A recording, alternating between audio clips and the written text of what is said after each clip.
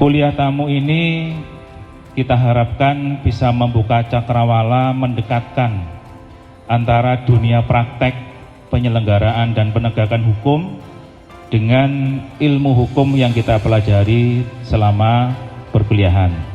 Pagi ini harapannya kita mendapat wawasan tentang peran kejaksaan dalam penegakan hukum, khususnya menyongsong berlakunya KUHP baru. Tentunya banyak paradigma penegakan hukum yang nanti akan berbeda. Asas-asas hukum pidana juga sudah banyak yang dikukuhkan dalam norma dalam undang-undang Kitab Undang-Undang Hukum Pidana. Maka dari itu sangat penting bagi kita sebagai insan hukum untuk mempelajarinya. Hari ini saya kira hari yang cukup membanggakan karena kita dihadiri oleh Ibu Kajati Jawa Timur memberikan kuliah pengetahuan sharing ya kepada kita semua, dan mohon nanti adik-adik untuk bisa banyak bertanya, kira-kira begitu, banyak bertanya, berdiskusi mengenai praktek-praktek hukum ya di dunia real.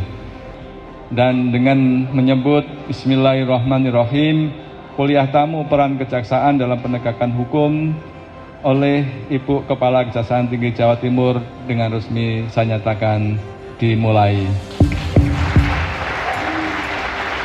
Tanjung Daktuk Pekarang Lokan, Lokan dimasak di Gulai Kari. Terima kasih atas waktu memberikan, izinkan saya menyampaikan materi. Di sini mengawali dalam kegiatan ini akan saya tekankan dulu kegiatan dan tupoksi kejaksaan. Di Kejaksaan Republik Indonesia, di sini ada 7 bidang yang membidangi dalam ruang lingkup tugas pokok dan fungsi kejaksaan.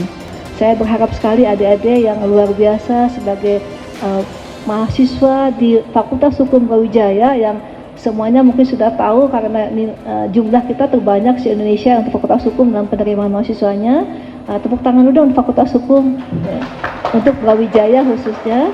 Di sini kita pasti akan berharap hukum ini sejatinya tidak akan pernah ada, tidak akan pernah bisa terjadi bila tanpa adanya kesadaran dari kita sendiri. Hukum tidak akan tercipta tanpa ada kesadaran, kemauan dari diri kita untuk bisa menyadarinya. Untuk itu, mari sejak sekarang mari kita kenali hukum, aturan-aturan adik-adik semua bisa patuhi semuanya. Contoh misalnya adik-adik jangan sekali-kali membawa senjata tajam dalam ransel atau tas yang dibawa ke kampus, karena hal ini akan bermasalah apabila ada tindakan-tindakan yang secara preventif dilakukan oleh aparat penegak hukum. Misalnya ada sweeping, semua orang yang lewat dalam satu jalan, satu area dihentikan oleh yang punya kewenangan, dalam ini bisa Satpol PP, bisa juga penyidik kepolisian. Apabila tertangkap bahwa dalam tasnya, ranselnya ada sebilah pisau itu, padahal dia tidak punya mens rea, tidak punya niat jahat untuk menggunakan pisau tersebut, karena tidak sesuai dengan pekerjaan adik-adik yang selaku mahasiswa, maka itu mengandung unsur tindak pidana. Artinya bahwa adik-adik bisa terancam ancaman pidana pasal 12 Undang-Undang Darurat Nomor 12 Tahun 61 dengan ancaman pidananya maksimal 12 tahun. Jadi sangat berat, maka itu hindari hal yang demikian.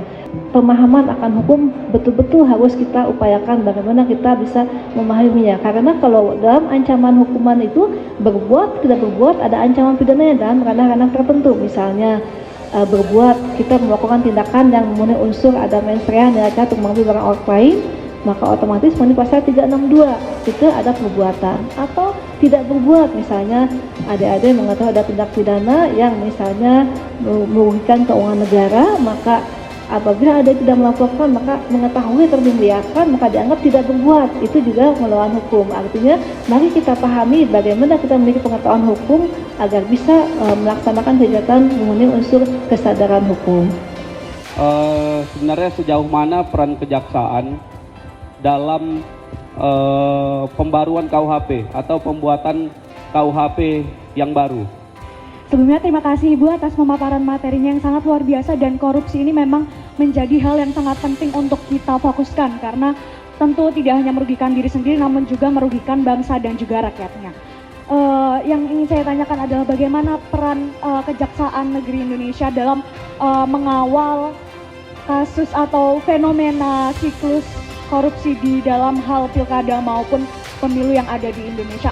Bagaimana peran kejaksaan dapat melindungi whistleblower ini, dan bagaimana kejaksaan dapat mengembalikan persepsi masyarakat bahwa kejujuran mereka masih dihargai di negeri ini. Terima kasih, Bu.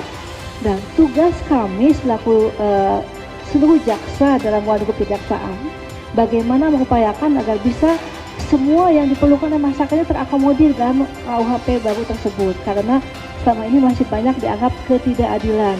Kita bisa melihat di sini adik-adik ada paradigma baru dari KUHP baru ini yang perlu kita garis bawahi, di mana di sini ada keadilan korektif, keadilan yang sifatnya mengupayakan mencegah pelaku kejahatan untuk bisa melakukan tindakan-tindakan pidana di kemudian hari. Itu maka tugas kami selaku jaksa di lingkungan kejaksaan memiliki tugas kewajiban melakukan kegiatan pencegahan.